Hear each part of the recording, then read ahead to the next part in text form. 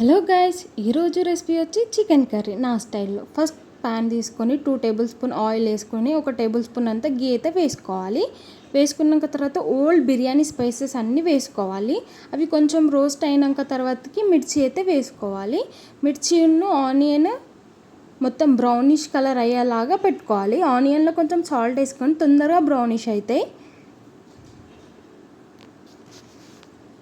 మంచి ఇట్లా బ్రౌన్ అయినాక తర్వాతకి 1 టేబుల్ స్పూన్ అంతా అల్లం పేస్ట్ వేసుకొని మొత్తం కలపండి.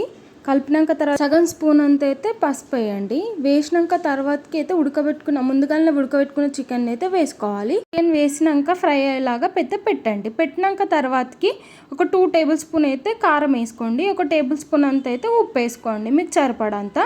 వేసుకున్నాక మొత్తం కలిపి ఒక 2 మినిట్స్ అయితే పక్కకు పెట్టండి. ఆయిల్ మొత్తం పైకి వచ్చేలాగా పెట్టినాక ధనియాల పొడి గరం మసాలా చికెన్ మసాలా వేసుకొని అయితే కలుపుకొని అయితే ఒక 2 మినిట్స్ అయితే పక్కకు పెట్టండి. మనకి మెయిన్ ఇంగ్రీడియంట్ ఇప్పుడు ఏంటిది అంటే బాదం జీడిపప్పు పేస్ట్ అనేది అయితే వేసుకోవాలి చికెన్లో.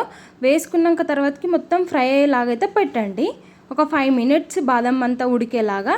తర్వాతకి అయితే మనం కసూరి మేతి అయితే వేసుకోవాలి. వేసుకొని ఒక 2 మినిట్స్ తర్వాతకి మనమైతే కొత్తిమీర అయితే వేసుకోవాలి. సూపర్ టేస్ట్ వచ్చింది. మీరు కూడా ట్రై చేసి ఎలా ఉందో నాకు కామెంట్ బాక్స్లో కామెంట్ చేయండి. Please subscribe to my channel. Bye friends.